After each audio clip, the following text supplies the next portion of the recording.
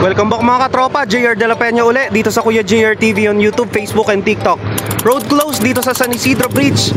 Ito yung papunta ng Bacot Bayan. Doon papunta sa bahay nila Sir Gavin. Taga dito yung sikat na vlogger dito sa Cabanatuan City. Ito po ngayon ang ginagawang tulay. Maliit na tulay lang ito. Nagdudugtong sa San Isidro papuntang Bacot Bayan dito sa Cabanatuan City. Sa tingin ko medyo matatagal ang pagpagawa na to.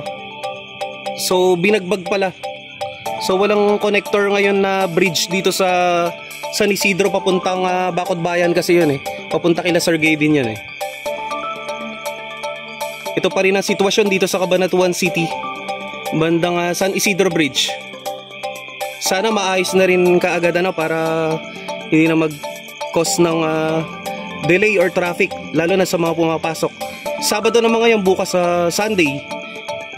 At minabadali naman nila paggawa. Gabi kaya wala ngayong gumagawa. Itutuloy uli nila bukas. Ito yung itsura ng ginagawang tulay dito.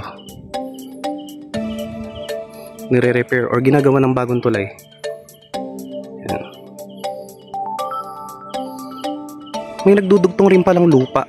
Kaya merong dumaan dito kanina na motorcycle. Yan. Ito yung palabas ng Cabanatuan City proper.